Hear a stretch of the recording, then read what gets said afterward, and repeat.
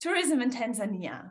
Tourism is one of the driving forces in Tanzania, and there are a lot of chances, but also risks concerning tourism.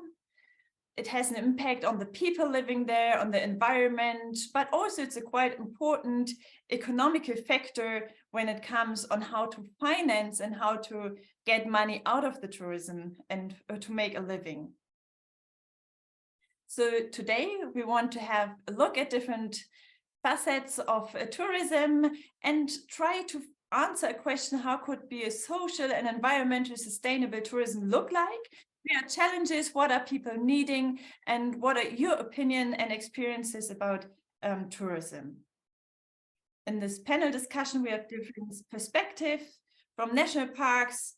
Is it about conservation and human rights, or what is cultural tourism? How about women in tourism, and what perspectives are they bringing in? You might have already noticed that Mr. Ogada, who was at the beginning announced to be here, could not be with us today, but I'm very, very happy that Mr. Maturo is able to join us, and I think it will be a great and very meaningful discussion tonight.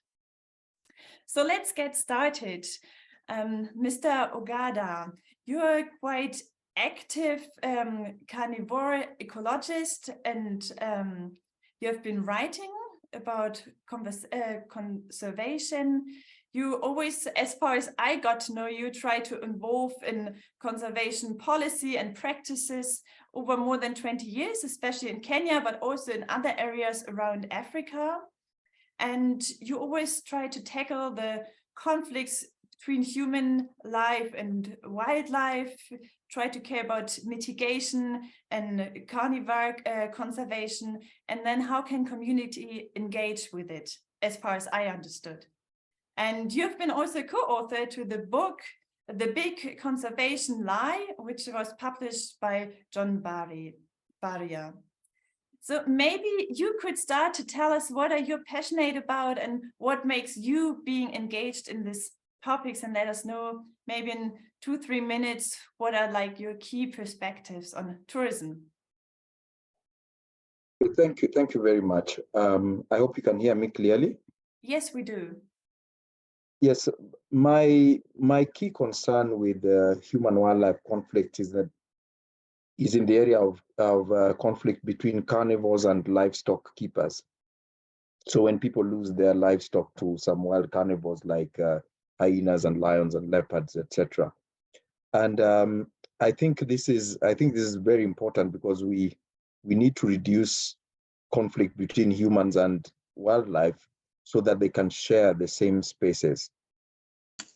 In the world today, it is not sustainable socially to separate wildlife and human beings, because they share the same countryside. They graze in the same graze animals in the same rangelands where wild animals graze. They drink water from the same rivers and live in the same spaces.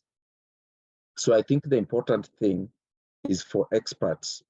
Experts should find a way to make this more possible with less conflict. But the problem facing conservation today is that experts have become expert in making unsustainable solutions. So experts create solutions like fencing, which is not sustainable, especially where we have pastoralist communities. Sometimes we can, in Kenya right now, for example, they're fencing around Mount Kenya forest, but people need to go into Mount Kenya forest to get medicinal plants, beekeeping, grazing of livestock, and various other things. Even there are sacred sites there. So we must find a way to share environment between humans and wildlife. The biggest source of conflict now, and my perspective on tourism, is that we need to change tourism, because we started on the wrong foot. We started our tourism ideas with the ideas that were brought to Africa in the early 20th century, in the 1910s, 20s, 1930s, and 40s. So what we are practicing in tourism now is similar to what the ideas that Roosevelt had in 1910, 1911, that nature is beautiful only in the absence of human beings. So we think conservation is to remove human beings, or tourism requires removal of human beings. And this thing is only applied in Africa. That's the problem. Because there are many tourists who go to China, but you never hear a tourist go to China and say, I saw too many Chinese people. Or a tourist go to India and say, I saw too many Indian people. But in Africa, a tourist goes to Masai Mara and he says, I saw too many Masai people with their goats and cows. And this kind of thing. So tourism, the kind of tourism we have developed is what leads to the breaches of human rights. And this is no longer socially sustainable. And if we continue breaching human rights, we will make the local people become enemies of wildlife. They will realize that they have no peace because of the wildlife. And if people realize that, they will find that the solution is to get rid of wildlife. And we don't want that. So I think it's important that experts now come up with the new models of tourism that include people. Because if you go to Tanzania, I expect to see Tanzanian people. If I go to Kenya, I expect to see Kenyan people. If I go to Samburu, I expect to see Samburu people. Just like if I go to England, I expect to see British people. So I think we need to find that level of respecting the rights of those who live there and realize that this is their home. Thank you very much, Mr. Ogada. We come to this in a minute. I will give the other panelists a chance to introduce themselves as well, and then I would love to deepen your points. Mr. Maturo, you already told me you're still in your office in Morogoro, and you're heading the Department of Tourism at Tanzania Wildlife Management Authority, TAWA. And before you have been working at the Board of Tanzania Tourism and served quite a long time for research and tourism development as an expert, especially when it came to country coordinator for cultural tourism programs. Is this right? Yeah. And maybe you like to tell us as well what you're passionate about, maybe what is cultural tourism and how, what's your work about, what's your passionate about, what's your opinion you bring to the topic tourism? Yeah, definitely. As you said, I've been in the tourism for 14 years now. And most of my time I've spent actually doing research and product development. And for more than 10 years, I've been engaged as a country's cultural tourism program coordinator. But what I'm passionate most about this is how potential cultural tourism is in actually making sure that communities are engaged, communities are becoming part of tourism, and being part of tourism meaning a meaningful engagement where they have a stake, the real stake that they could need to have it, like they could design themselves. First of all, they could decide themselves that we want to do this. We want to share part of our life. We want to share part of what we do in our farms. We want to share with the tourists how we keep our livestock in African way. And when they decide that, they say, why don't we design such an experience for visitors? And in designing it, they come up with a mechanism where they will tap some income from that. Tapping that income will be actually reinvested into the very same community. So it's all about giving people the voice, giving people the chance, giving people an area, the way to decide about the resources they have, the way to decide on how they want to show the international community their day-to-day life. If they want to show people how they practice small agricultural practices in a small farm at their backyard, in their home village, give them that opportunity. So the government, what that does is that they provide the guidelines, they provide actually the way, the framework, how this product will be actually be promoted and how this product will be guided by different laws and the like, making sure that all the benefit sharing mechanisms are working, making to ensure that the government gets a small amount of revenue from that, the communities get what they want to do, but also the tour operators or the business community gets something out of the tourism, and the tourists get the most valuable experience, and they see value for money on what they invest as they go to these cultural tourism enterprise or in these community kind of tourism. So it's a tourism that starts from the people themselves. They decide what they want to showcase and how much, and every aspect of the entire value chain, they have a control about it. So that's the most important, because it gives the people their voice, their power, and they can decide from each and every point. Thank you very much, Mr. Maturo, to give us some insights into your work field and perspective. We'll also come back to this in a minute. And before, I'd like to introduce you, Mary Kalikawe. I'm very happy that you're with us today. You're a chairperson of the Association of Women in Tourism in Tanzania, AWOTTA, and you also run a tour company by yourself, Kyocera Tourism. Maybe you can help me to pronounce correctly in a minute, which is also a pioneer for tour company based in Bukoba and Dar es Salaam. You're an expert for sustainable and environmental tourism in this sector, and also you're a lecturer at different universities.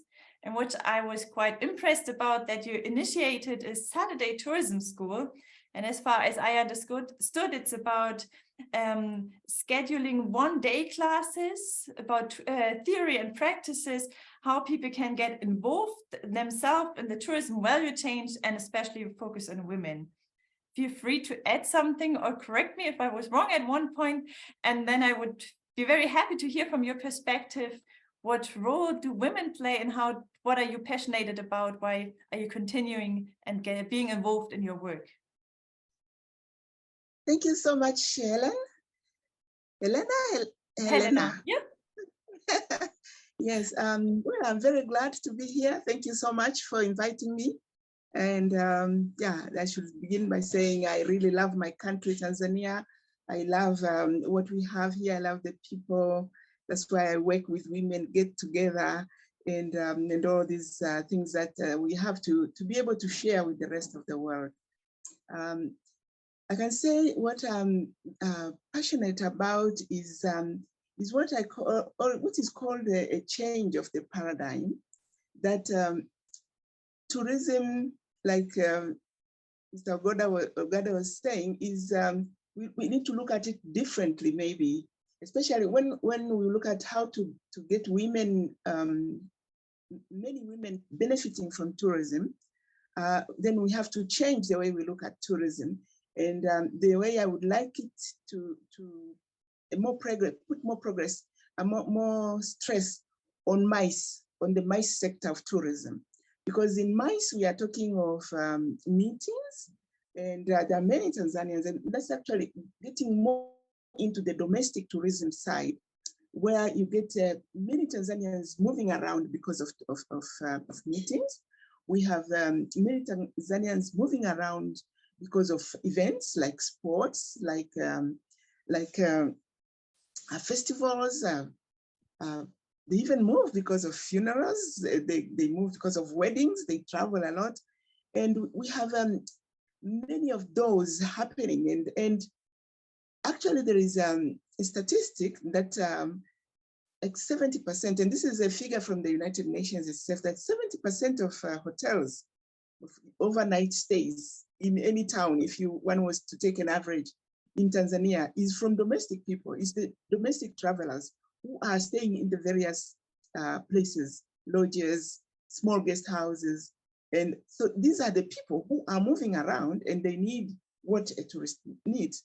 Therefore, the emphasis that you have been putting on domestic tourism has been small, but that is where most of the women have jobs. That's where they can find jobs. That's where they can make find employment and make money and be able to run their households. So that is an area which has made me even work with AWOTTA, the Association of Women in Tourism Tanzania, to start an expo, which we call, it's like the premier Tanzania domestic tourism expo. We call it Uwandai Expo, Utalii wa Ndani. In Swahili, we call domestic tourism, we call it Utalii wa Ndani. So we call it Uwandai Expo. And we ran Uwandai in 2 times, in 2019 and 2020. But then we got into COVID, and that is, then we sort of couldn't go on, and we are now planning to to do again our third wonder. And you have pronounced that everything right, Helena? Kiroyera was fine. It's a very difficult name. Kiroyera was, yes. Thank you. Great, thank you very much for the introduction. Mr. Ogada, would you agree that domestic tourism is quite an important sector as well when it comes to tourism? Yes, domestic tourism is extremely important. Even in Kenya, and I suspect the situation is the same in Tanzania as well. At times like Christmas, even Eid or other holidays, you find huge numbers of locals traveling maybe to their rural homes or to the coast for a holiday and this kind of thing. The numbers are huge, but we have a problem that for a long time before organizations like Mary's organization started promoting this idea, for a long time they were not considered. Even the government data did not capture domestic tourism. In Kenya, we have something, we count tourism in terms of arrivals, meaning arrival from somewhere outside Kenya. And I think it's high time we start counting this huge amount of the domestic tourism, because it is what sustained it's what sustained the tourism industry during the COVID lockdown.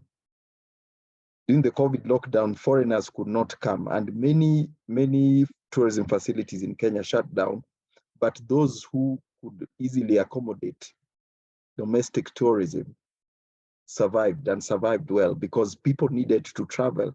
Even after the lockdowns, people needed to get out of their houses to go hiking, go to visit their relatives up country and this kind of thing. So people travel internally for several different reasons. And I think it's important that our tourism industry captures that and records it properly, because it is probably the most sustainable. It is not affected by COVID lockdowns. It's not affected by terrorist attacks somewhere in the world, and that this kind of stressors. So it's very important. And I think the one positive outcome of the COVID pandemic is that people have realized the importance of domestic tourism. Mrs. Kalikawe, do you want to add something about the influence of the corona or the COVID pandemic to tourism, the domestic as well as the foreign tourism? Yes. Domestic tourism did continue, as Mr. Ogada is saying, and well, COVID was a major form of those crises that come about, and it is important that we have come to learn now that we have to learn to handle crisis management, like the COVID pandemic. And many of them, like the women that are in AWOTTA, are still struggling to come back to what they used to be, because they really lost a lot of business. I personally lost everything because I live, Bukoba is on the border with Uganda and Rwanda, and much as Tanzania was not closed, but Rwanda was closed for a long time, and Uganda very, very long time. So where the tourists come from was completely closed. So it caused a lot of suffering. But then, of course, the few people that would travel were the domestic tourists. Thank you. Mr. Maturo, I'm sure you support, or you had maybe similar observation when it came to COVID pandemic and tourism. But there was another question in the chat which I would like to ask you, and then afterwards, Mr. Ogada. Should it really be a conservation versus human rights, or is there a way how both could go together when it comes to tourism? Basically, they can go together. And to start with the COVID-19 is that we had actually the numbers going down, the revenues going down, some of the businesses being closed. But actually, what we are happy about in Tanzania is that our recovery went really very, very quick. The recovery went really, really very quick. But again, Another opportunity that came with the COVID-19 is that some other new markets opened for us, like during just right after the pandemic, or during when the pandemic was close to the end, we had a very huge influx of tourists from countries like Russia, coming in big numbers with direct flights all the way to Tanzania, landing Kilimanjaro, Zanzibar, and the like. So it opened other new markets which were not really very vibrant for us. But again, it actually made people think about their traditional way of living, like traditional medicine. So people started looking for the local medicine and going back to the ways our elders lived before, when they faced such challenges such as outbreak of diseases, and people tried now to look for such kind of help from nature, and that's what the best nature can offer. That you can get everything from what the nature can offer. On the other side is that all of these things can go together. Talking about the human right, talking about the tourism. It's just how you strategize and how you put your policies and how you put your strategies forward, and looking on the best ways of balancing each and everything together. Because actually tourism is one of the business that if you have good plans, if you have good strategies, it can give you very good results in a very short time. But it can also even engage people who could not get job, or they could get any opportunity from any other industry. Like in Tanzania, we have a couple of people who use, like, people who are amputes. They make some products and then they link them into the tourism value chain. But these people, you will say, they cannot be employed in a certain industry. They cannot be employed maybe in a factory or maybe in a textile. But in tourism, they have a way of making sure that they can make a product, they can make a story out of these people, and make sure that they also be linked creatively into the tourism value chain. Thank you. Mr. Ogada, I saw you have been nodding and probably agreeing to what has been said. Maybe you can also add what kind of perspective or concept do you promote when it comes to conservation, and is it really against human rights, or how do it get together? Yeah, this was a very interesting question. The thing is, conservation, there is no problem between conservation and human rights. But the problem comes because of the way we practice tourism, or poor policy, poorly developed tourism policy. That's what brings the versus. And the versus also comes because of there are other things that are also bringing in problems. Some of the things like the now carbon trading that we are having in the world now. These are what brings the problem between conservation and human rights, because in Africa, conservation was just the way of life. People live and drink water from the nearby river, so they will keep the river clean because they don't want to drink dirty water. They will keep the forest intact because they need the forest for all the various natural goods they get from the forest and that kind of thing. But when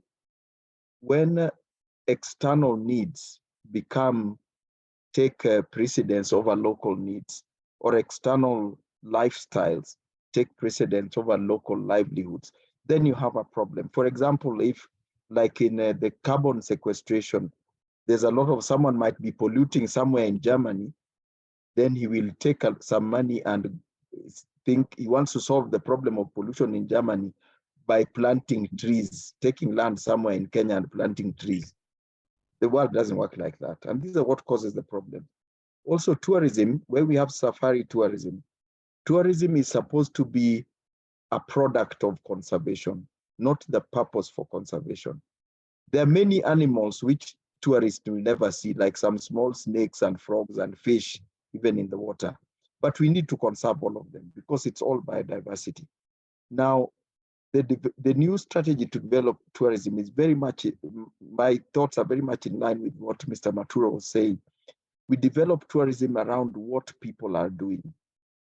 You develop tourism around activities that people are doing, like people who are livestock producers. There are so many tourists who are interested to see how do these people keep their livestock, how do they care for them. There are people in Kenya, we even have a lot of tourists who come to go and practice running with the athletes in the camps where those athletes run in an area called Iten. There are tourists who are interested to see how fishermen are fishing. And there's even agricultural tourism, tourists who come to see how coffee producers or maize producers, how they are farming. And this all develops develops cultural relations and the human, broadens human horizons. So I think the change in tourism strategy will remove the versus. The versus is a problem. We do not want that. But the change in tourism strategy, I think will remove that problem. Because some of the areas where you find some people producing livestock and you see cows mixed with a herd of zebras and they're mixed with some impalas and buffaloes, that's beautiful. That's what it's supposed to be. And so I think even when I see that, it makes me very happy to see cows amongst elephants and this kind of thing. And that's how it's supposed to be, because that's sustainable. But if we always insist on removing the people, then we'll be in problems. Then that's why we need to develop new strategies and use our expertise to make socially sustainable things. Thank you. Thank you very much. So in your opinion, how would an area look like that preserves the wildlife and meets the needs of the human communities? Would it be a coexistence of both, or how could it look like? What would be your vision? Okay, my vision, I'd take my vision from, if you look at some of the areas like northern Kenya where I work, there's a lot of livestock production by Maasai people, Samburu people. There's a lot of wildlife, lions, elephants, everything.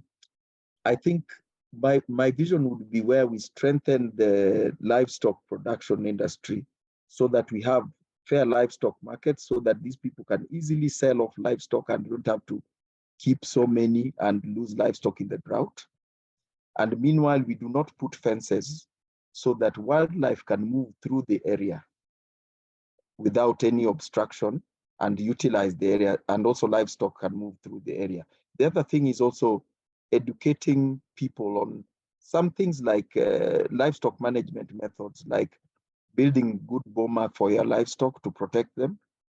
Maybe you teach them, you take your livestock to the river in the daytime, don't take them in the evening when the wild animals might be there, and this kind of thing, so that they keep the cycles going. When the rangeland is a cycle of movement of people, livestock, and wildlife. If we create fences, put fences and stop the movement, then we get conflict. We get violent conflict. We get people who cannot move as they should. And also the agriculture we practice. If you are in a elephant habitat, maybe the best thing for you is to raise livestock, not to grow maize. These are the things we need to learn. Mm-hmm. And if you are in an area that has other species, you can grow coffee in an area that has species that don't interfere with that, and this kind of thing. So it's important that we think about this in land use planning. Sometimes there are some plans even in Kenya to irrigate some of the dry areas and start growing maize, but we are irrigating and growing maize in an elephant habitat. That means we are actually creating conflict. We should practice agriculture that is compatible with the given place. And also, if we use so much water by irrigation, there will be no water left for the wildlife and even for people to drink. So these are the things we have to think about. And I think it is possible with if we have planning people, land use planning, ecologists, agronomists as well, agriculture people, and also veterinary. So I think it is possible to get this this balance between the needs of livelihood and conservation. Thank you very much, Mr. Ogada, for sharing your vision and also giving some very practical ideas how it could look like. I think this really helps to understand, and I saw that Mrs. Kalikawe was listening very carefully, but now she's coming back. Yeah. I would be interested to hear what you think about this vision and what does this especially means to women, and is it already part of what you're teaching at university? Yes, actually, it sounds very interesting, and as he says, it's been that's what it has been in the past, And I find that now what is happening is a challenge because we have times have changed from the old past times when the number of people, where the populations were lower, and modernization was low, and also commercialization. So once people, when the numbers are high, and then people want schools, they want shops, and they want playgrounds and football and all that, and then they because that's this their modern way of they want to eat differently. They want, so then it's the old ways that people used to do things, I think, start giving way, and then it becomes conflicting. But I still would support the concept and that vision. If we could look at things in terms of zoning different areas where we have we say this one can handle like what we have in Tanzania. We have the Ngorongoro Conservation Area, and it has been practicing this coexistence of humans and wildlife. And when it is a zoned area, because then you can say within these boundaries, we can encourage people to, like what Mr. Ogada is saying, behave in a certain way. If you are cultivating, if you are keeping that, then at least you can put those boundaries. And then outside that, then people, should give be able to live in their own ways, make cities and do things. So you find that tourism itself is the way we look at it. There is tourism that is international tourism, and when you look at, let's say Tanzania, we receive only 1 million, 1.5 million, and we've been doing that for a long time. So the number of people who come in and complain that they have seen a lot of people are not as significant as one would say, because those numbers are not many. And if we try to look at what is it that brings, because as a tourist destination, you want to see what the client wants, and I think it will be difficult for us to tell them that they should want something different, because actually as a destination we have no access to the media, to the way these people think, these people who want to come here. So if they come here and they would demand to see more wildlife, because that's what brings them all the way. Actually, they by that time they have traveled a long way coming to Africa or to East Africa to see what they want. So in that way, I think it would be quite useful to zone areas so that we can be able to take them to where they want, and then in other areas we can still practice where people, and that's where I go back to my passion to what brings the domestic people around. I mean, people travel, and that would also interest the foreigners. Like if we go for pilgrimages, if we have festivals, if we have good sports, and I mean, even the international people might want to be. I mean, they do travel around for sports as well. So then they'll be with the people. There are many times when people go where people are, and they're not unhappy that they have seen people, because then they are aware the way people are. So I think it's a question of defining where people can go and find what they came for, and then it would still be that way. So I think it's I would go for zonation and looking at the different markets, what the market wants, and selling. Thank you very, very much also for expanding and explaining. There's another question from the audience, and I would like to address this to you. It's about, can you expand on the subject of water as a possible, if there is conflict between local uses, conservation and tourism activities? how is resource-intensive ecotourism affecting local water resources? And I would like to add, what effects are there, especially for women, as it's often women who go and fetch water and have, and then there might be a lack of water if hotels or lodges are using quite a lot of water. So maybe you can tell us a little bit about the water and the possible conflicts around it. Well, in Tanzania, one of the things I can say is that there hasn't been much data collected towards this agenda on like in tourism and how women get affected by different activities of tourism. But when it comes to water, yeah, it's true that in many areas, like the main tourist attraction, international tourist attraction areas, like Serengeti, the Maasai areas, that's where there is low, water resources are low in those areas. And so I haven't had the access to the data which says what happens when tourists use water in the hotels and how that affects resources. But what I think, because I look at Tanzania as we are trying now to even raise numbers of tourists coming in. We feel that that compared to even our neighbors, actually sometimes Rwanda gets more tourists than Tanzania, small as it is. Even Uganda sometimes get more tourists, not always, but there are certain years where you have Uganda getting more tourists than we get in Tanzania. Of course, we have our policies that keep numbers low because we have policies is low volume, high cost tourism. So we are expensive, and in that way, we actually don't go into the mass tourism category. Like Tanzania is not categorized as a mass tourism country.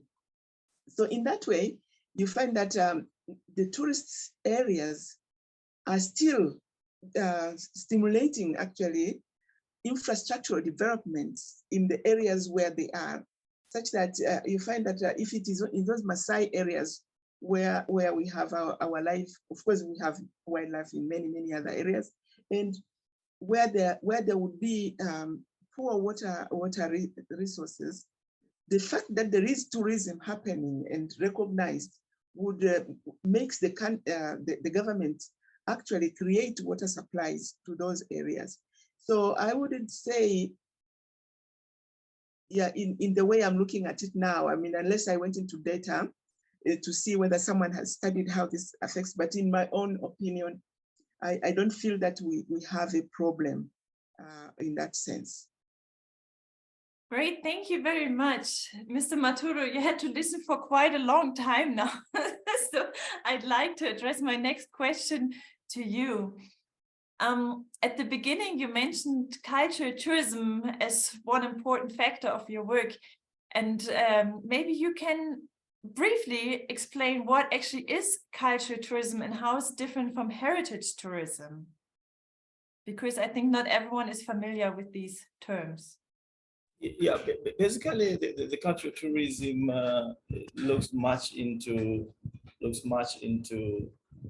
designing and organizing tours done by the local people, but also showing actually the tourists their day-to-day way of life, and this will include where they live, their houses, what they do every day, what they do at the farm, what they do with their livestock, what they do with their local forest in the village, what they do with everything that surrounds them. Talking about the other side of the heritage tourism, it goes with the resources of the heritage kind of, be it the historical buildings, be it traditional agricultural heritage systems, be it anything that relates with the heritage. And looking in areas like what we have on the coastline of Tanzania, areas like Kilwa, which is actually a World Heritage Site.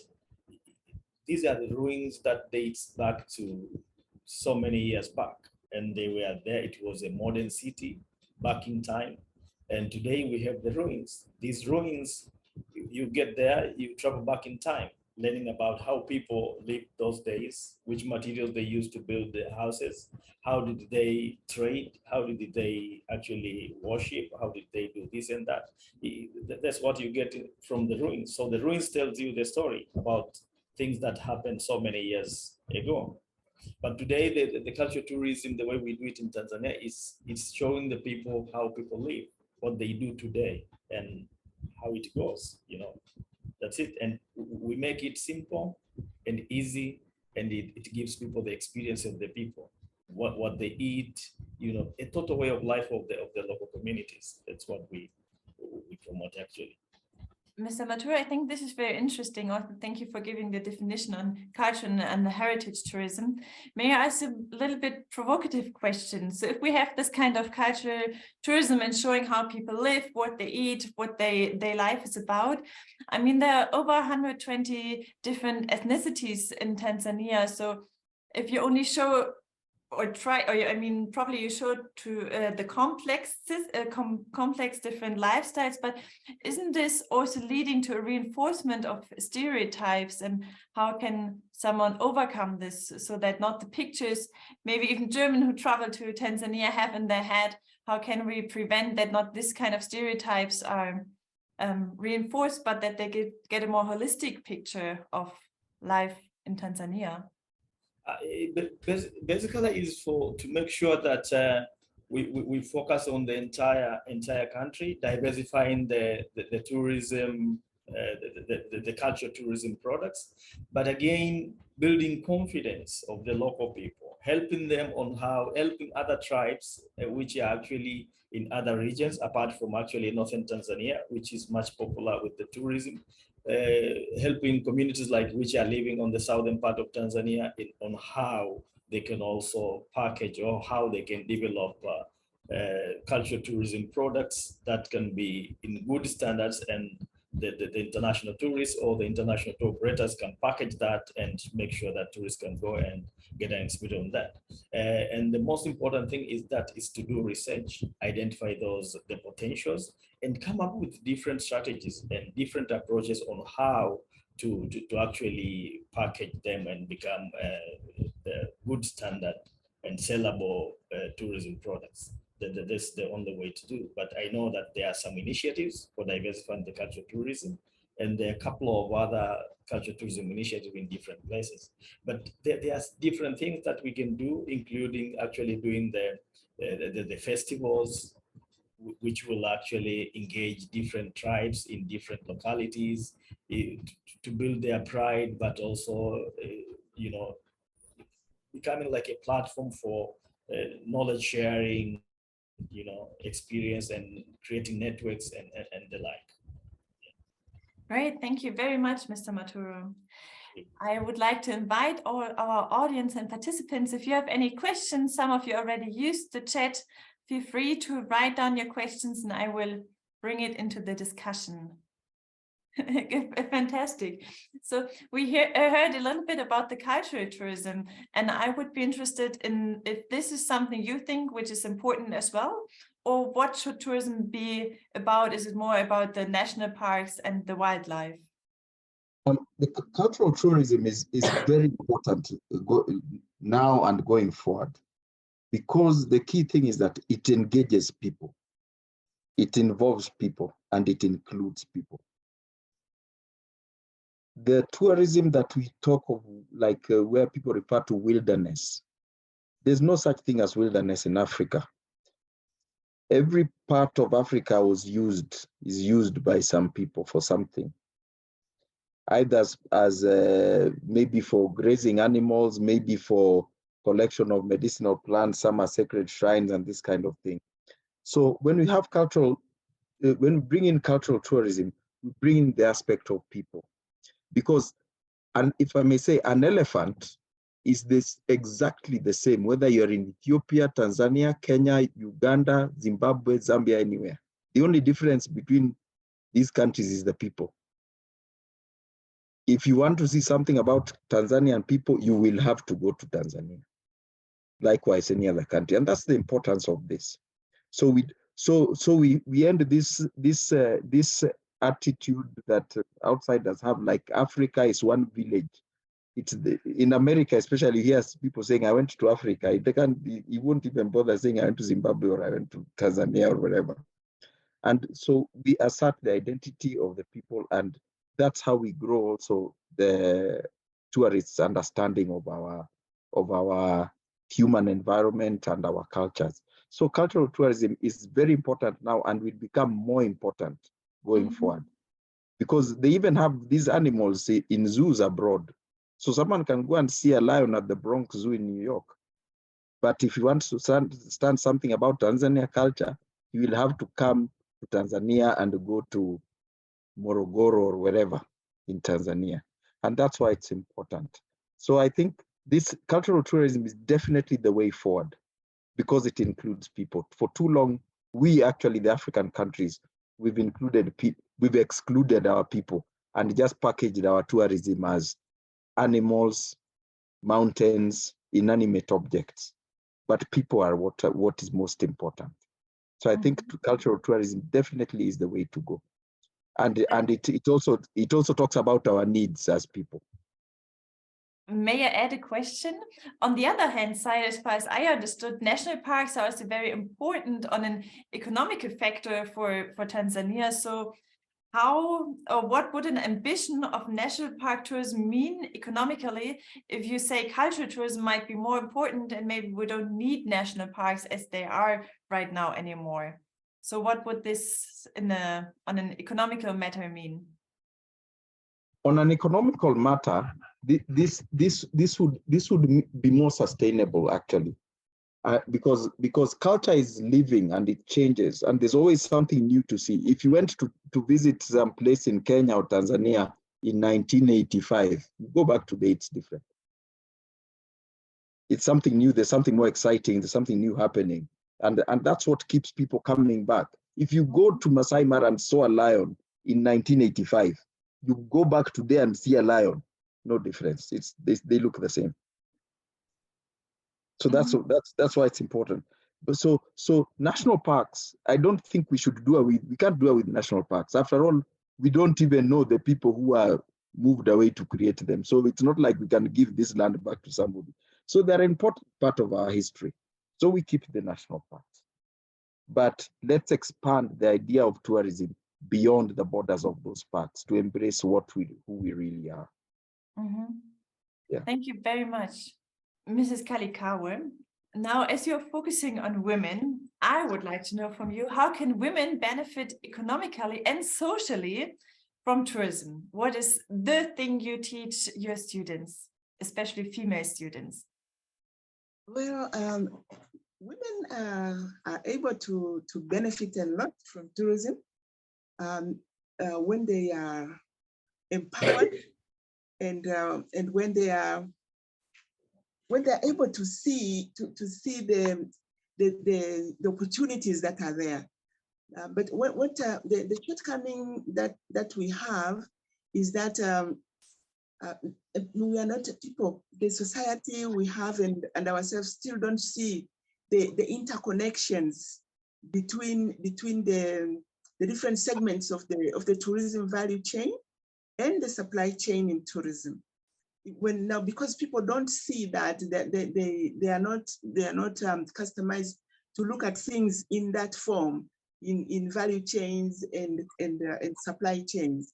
So you find that those chains are broken, and the major cause of that is that people still do not. I mean, like women, but when I say women, I mean even the rest of the community.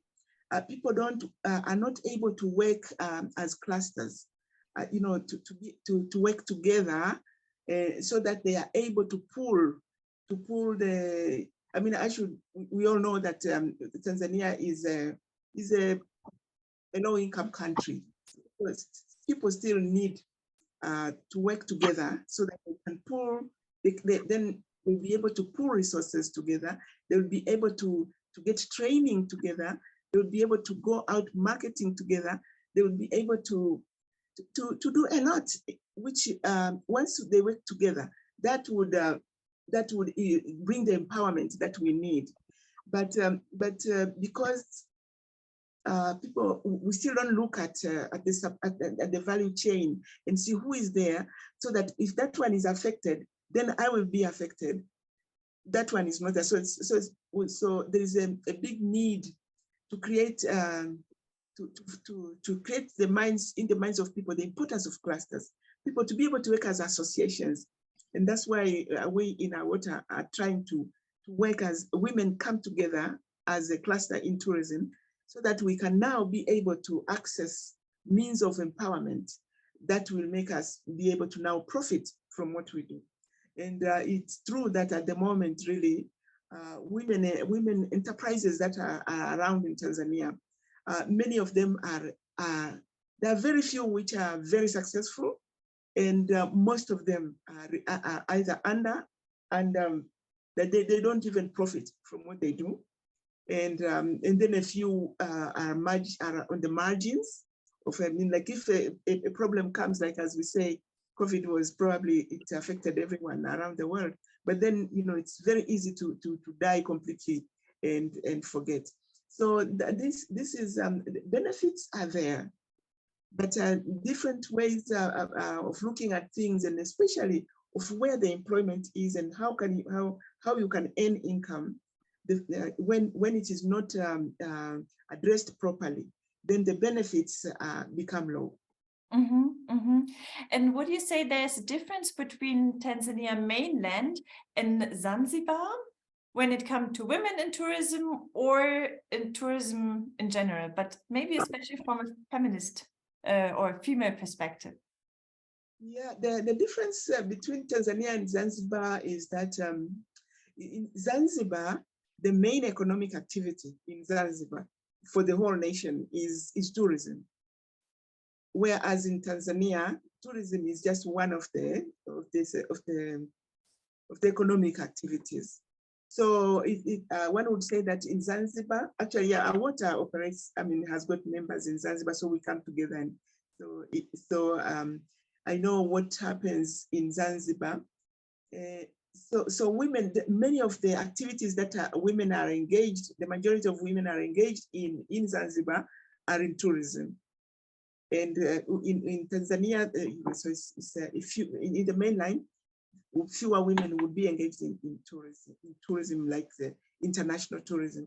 Although there are many who go into like street food and all these ritual productions and supplies. Mm-hmm. And yeah, so I would say that there isn't much difference as such. Even in Zanzibar, women in tourism are still struggling because of this empowerment. As I'm saying, the being a low-income countries, for us to be empowered, we have to unite. We have to be strong. We need strong associations, and I think that the best way to make to break out of this stuntedness of these little enterprises that we have. Great, thank you very much.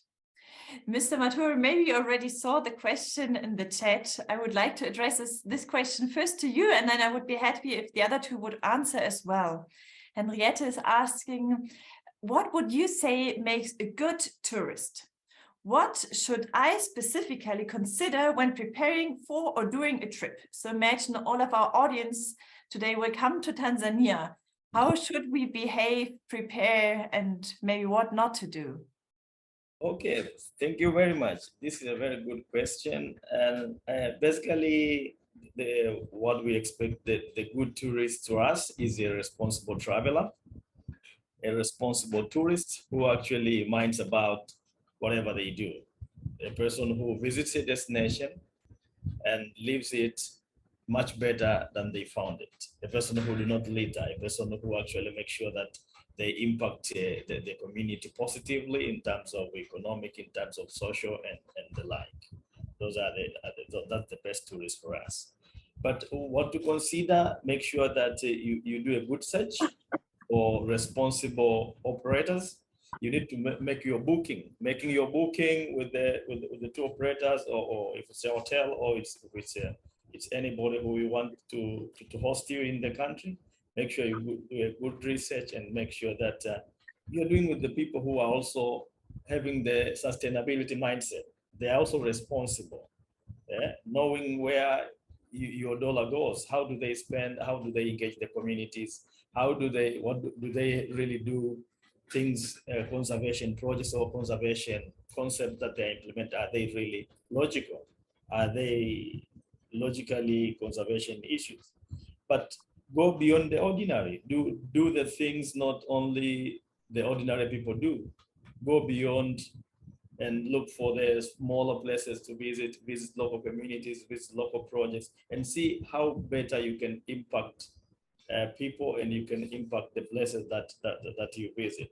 But again, it's very important to combine that when you do safaris to the most popular destinations, combine with the local, visiting the local villages. That adds a lot of value in different places. And also think about going beyond the off track. Not every place that every ordinary tourist go. You go in different places and you travel in different style. And it's very important to make sure that you know the locations, you know the requirements for different activities that you will be doing when you are planning your trip to Tanzania. And it's not expensive to be in here. It just depends on how you plan your trip coming down to Tanzania. And you can spend much longer time if you choose to go into the low-cost hospitality facilities, most of which are found off the main tourism circuit, and there you'll get really a very good deal. But that's what I would like to say. Maybe if my colleagues have something to add on that. Thank you. I see Mr. Ogada already opened the microphone. I have the feeling you do have something to add or underline. Yes, I'd underscore very much what Mr. Maturo has said. And I think an important thing is the mindset of the tourist. You're not coming to see what you saw on Discovery Channel. Discovery Channel, National Geographic, David Attenborough's documentaries, those are movies. They are made, they take time not to show people. They take time to show you wilderness. And I think it's important that any tourists coming to Tanzania or Kenya or any country in Africa, dismiss those preconceived notions of what you had and come with an open mind, come to enjoy yourself. Like Mr. Maturo said, go off the beaten track.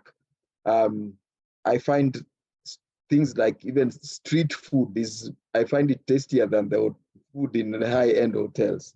Eat that local food in the local kibanda, what we call kibanda in Kenya, eating places, and really get to enjoy the feel of the nation. And the other thing is also respect for local norms. And this is a fault of many of our countries. Kenya particularly is at fault at this, is that we do not tell tourists when they are breaching our local norms and cultural norms and traditions. We think it makes them uncomfortable, but it doesn't. Maybe he or she just doesn't know. You just need to educate him or her. So come and look at what the local people do. Look at what the local people wear, what they say, how they sing, those kind of things, and fit in. And then that makes it a wonderful experience. And I think the definition of a good tourist, a huge part of it lies in his or her mindset when they come. And I think once they come with an open mind, they will enjoy thoroughly whatever they do, whether they went fishing or farming or looking after cattle, as well as looking at wildlife and scuba diving and those kind of things. It will make a huge difference. Thank you very much, Mr. Ogada. I think everyone is listening very carefully, planning their next trip to Tanzania. Maybe Mrs. Kalikawe, you have something to add or give our audience as well as advices to be a good tourist. To be a good tourist, you should book your trip through Kiloyera Tours. A good one, yes. Yes, and A good tourist is a person who loves the country where they are going, and definitely that's what we call maybe ecotourism, where by being in where you are, you like it, and you don't need to change anything. You are happy to be with the people, and as Mr. Maturo was saying, yes, to follow the norms and just be good, feel good to be there. And yeah, I would like to just say that the number of days that tourists spend, or how they plan to come, is like if people learn about the country that they're coming to visit, then they are able to explore more, because as we say there's wildlife. People come for wildlife, but there's a lot more than wildlife in Tanzania. So yes, of course, it's the amount of days that a tourist would have that they're able to come. But the longer they stay, the more they would be able to see. So of course, they would enjoy by seeing a lot, and then they would still leave more profit to the destination by staying longer.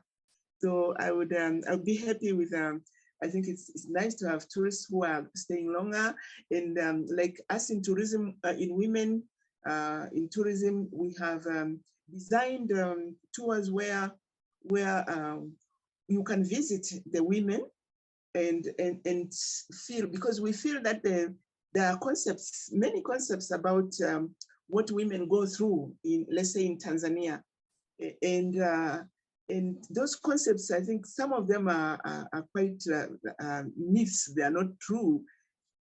Maybe women like the Maasais, people will just concentrate on the negative things, maybe about the genital mutilation and I mean, that's what media, like the media. You see, we have a problem with media. The media is sensationally, and it will give you a lot of things that are not like what really happens everywhere. It's just an occurrence somewhere. So now, in these programs where we attract people who want to come and visit the women of Tanzania. So a tourist would come, and we agree together that they're going to meet women in their work, in their daily lives, and talk to them, and then at least, and many of them end up with a different perspective of what women in Tanzania are. So a person who is open-minded, and a person who is able to spend a little more time, and also who is comfortable being in our environment is a good tourist. Great, thank you. I think now everyone is really looking for your company and trying to book the next trip to Tanzania. I have one more question regarding tourism or being a tourist in Tanzania. Maybe you can also answer this question. In times of selfies and Instagram, trying to get the best picture, do you see a shift in the tourist mindset in the search for the best selfie spot? A change of mind. Yes, because for example, where I live here in Bukoba, Bukoba has got, it's the same even in Dar es Salaam. There are many, I mean, most of Tanzania is not explored. There's many places that are unexplored. And for example, Dar es Salaam, it's got a wonderful beaches. Like let's say Tanzania has got 800 kilometers of beach on the Indian Ocean, and most of it, and it's non-touristic. None of it is touristic. Nobody even calls, the beaches of Tanzania anything to do with tourism, but they are really super good. So and then if you probably come to, I am living here, it's next to Lake Victoria in Bukoba. Lake Victoria is the largest freshwater lake in the world. I think what they say, there's also another one in Canada, which could be probably a little bigger, but in the world, it's a world size class, and it's got wonderful beaches. The sceneries around Lake Victoria are impeccable. So you find that people, all these places are unexplored, unadvertised, and as you say, I mean, Tanzania, when we promote Tanzania, we talk of the big things, the Kilimanjaro, Zanzibar, Serengeti, and then there are so many other places that are really, really beautiful. And when people come to visit, like the shores of Lake Victoria, people who come to Bukoba, yes, are you sure they're not touristy? I say, no, nobody knows this place. Like, how? And recently I had some visitors, actually they were from Germany. They came and they wanted to see some place where their old grandfather stayed. And then we went to a waterfall, a place where there's a waterfall. It's something called the Bugonzi waterfall. And then they were asking, they came back and said, if it was in Asia, that place would be packed. There would be lorries, trucks and buses would be plenty, but there's nobody. I said, there's no one, people don't know. So I think all this photography and what people are seeing for what they share on this Instagram can really change, yes, and people can now see Tanzania in a different way and probably come and visit. More of them can come. Thank you very much. Also very vivid insights into your experiences and the people you met and how you think the pictures of tourism has been changed through social media and Instagram. Mr. Maturo, I have one more question for you, and I have a last round of introduction for our audience. If you have any more questions, feel free to write them now, because we will slowly come to an end. But if there are questions, I'm happy to ask them. And I got one question in private chat, which I would like to address to you. It's about the heritage culture, tourism. And except in Zanzibar, heritage sites are not easy accessible. I mean, often it's very hard to get there, and it's not easy, especially for tourists, to reach these heritage sites. So, for example, it takes a lot of efforts to visit Kilwa, Kisiwani, or rock paintings. Are there any ideas or plans for the future how to develop this heritage tourism? Maybe you also want to say briefly what Kilwa Kisiwani is for the ones who do not know. Okay, thank you very much. Basically, for the heritage tourism, a common challenge that most of the stakeholders agree is that most of the cultural heritage sites in the country, as you said, are difficult to access, and there are a couple of, and a number of reasons. For most of these places are now being developed to become fully tourism products. For a tourism product to be complete, ready for consumption by tourists, you need at least a couple of things to have a balance or to reach a certain minimum standard. I'll talk of the 3 A's. The 3 A's goes for accessibility, attraction plus its activities, and accommodation plus its amenities. So most of these areas, if they have a common challenge of accessibility. Accessibility meaning as you move from the main points of entry, like from the airports or like from the main safari areas, linking now to maybe the Kondoa Irangi rock paintings, the road leading there, then you might find some difficulties, or getting a connection of a flight, maybe from Dar es Salaam, maybe to Kilwa, or getting a connection of a flight, maybe from Zanzibar to Kilwa, such kind of connectivity. If you don't have like a route that goes there daily, you need to hire a charter, it becomes a bit expensive, and it actually adds a lot of cost on the package cost. So again, between these cultural heritage sites and connection to other attractions which have big pull power, the connectivity between themselves and other attractions is a bit also challenging, where the government is investing now in the infrastructure development and creating connectivity. Like in the Kilwa Kisiwani, in the Kilwa area, we have these ruins which are actually the World Heritage Site. We are doing a lot of work to create connectivity, connecting Kilwa with the Mafia Island. I think you have heard of the Mafia, which has also very beautiful beaches and very nice places for diving. You can dive and swim with the whale shark. You can do all the snorkeling and such kind of activity, but also connecting to Zanzibar. So a tourist will visit Zanzibar, but will be also connected to Mafia Island, then to Kilwa. And then from Kilwa, you can connect to other parks and other protected areas in southern Tanzania, like the Selous Game Reserve, Msajes Game Reserve, all the way to connect to the Nyerere National Park and the like. So creating that connectivity is really key. But again, creating activities like in the Kilo area, we have the ruins, a very good bunch of the ruins with a lot of stories that you can use hours and days visiting them. And they are located in different smaller islands. Now, connecting from the Kilo Masoko to Kilo Kisiwani to Songo Mnara, which are the islands where the ruins are located, you need a transport, you need a boat transport. And the government have actually bought 3 boats, which can actually cruise the tourists from point A to point B to point C to point D. But also there are other available local boats from the local community that also can play that role.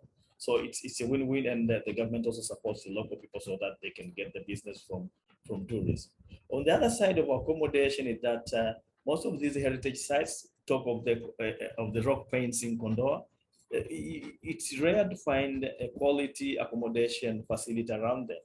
So we have a strategy where we're promoting the investment opportunities, engaging the local people, engaging also other government authorities, like the local government authorities, to make sure that they set aside some places where people could go in and invest to create a place where people could go and stay. Because if there's no place to stay, it means we lose much.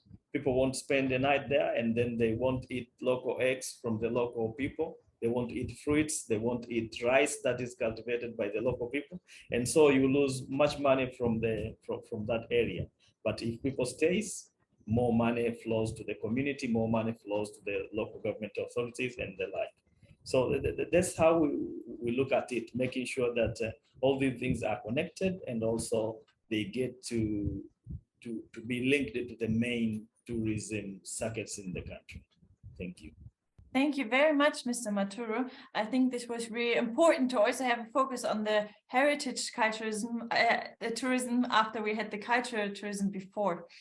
And I tried to sum it up a little bit, the broad discussion we had. We talked about women in tourism, we talked about the wildlife, the national parks, the conservation, the human rights, if it's against or can go together. We had some visions how tourism could look like, how it should look like, what cultural tourism is about, how we can include it, and what actually is a good tourist. And I really liked your answers on this question. I think it was something very practical we could take with us.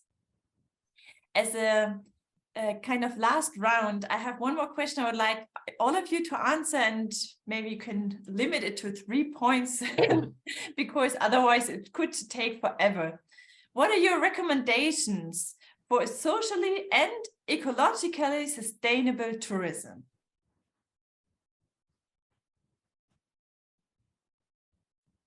Or should I go first? Yeah, Mr. Ogada, please go first. Yes, I think my 3 recommendations would be: 1, always include the local livelihoods in whatever tourism planning.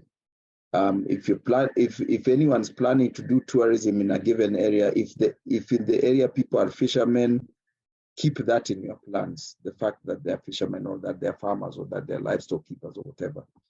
Number 2 is that the people must be at the center of tourism.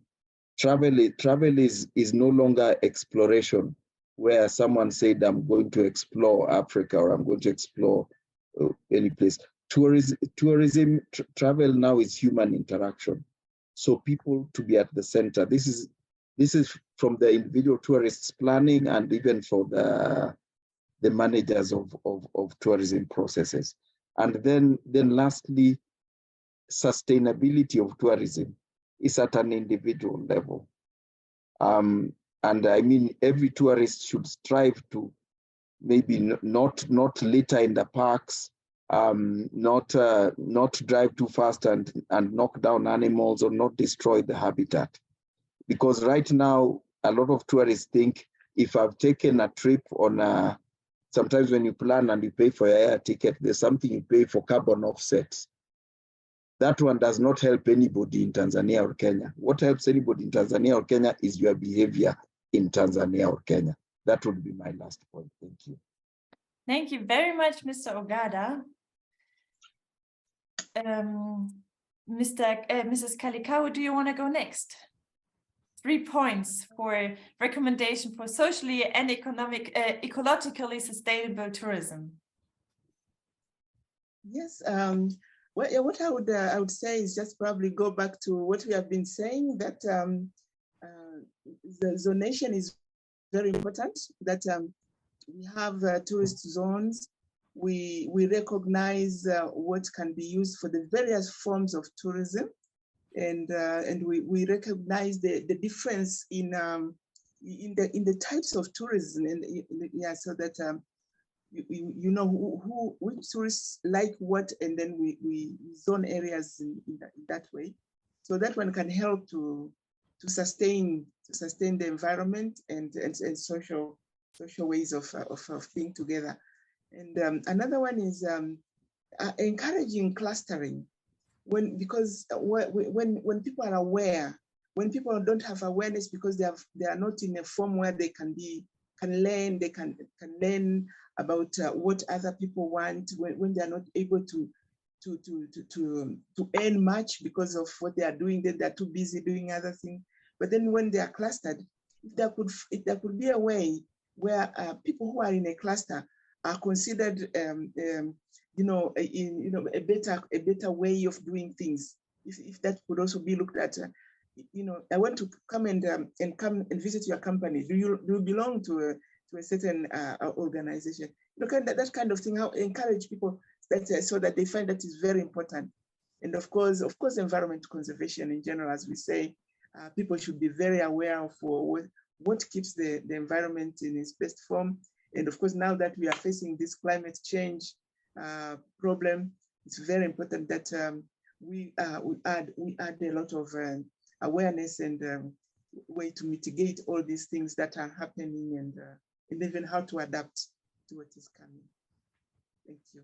Thank you very much. And Mr. Maturo, your 3 recommendations for socially and ecological sustainable tourism.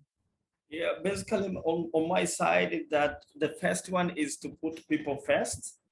Put people first, let them decide, and give them voice. Let them say how they want to be engaged. In case of benefit sharing, whatever the mechanism you are putting in there, let people decide whether they want it, how it works better for them. But the second thing is to consider the local knowledge.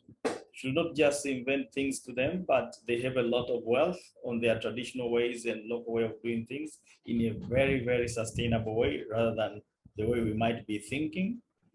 But the third one is to make sure that people implement logical conservation kind of initiatives or logical conservation projects in the areas where they operate, that actually integrates with the local way of living and the local traditional way of like cultural practices or livestock keeping practices and everything that goes well within that context in that particular area.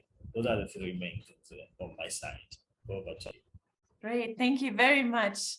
So on my side, it's right now to give you a really big applause and thanks, and Asante Nisana. It was great to have you here tonight. Thank you so much for staying up long, even in the office, and sharing your perspective. It was a quite diverse, different perspective you brought in, and I think it was very interesting and gave new insights. And so thank you very much. You see the digital applause from all the different people clapping their hands, knowing how to behave when we next time come to Tanzania, or maybe also Kenya, to be a good tourist. So thank you very, very much for being with us tonight.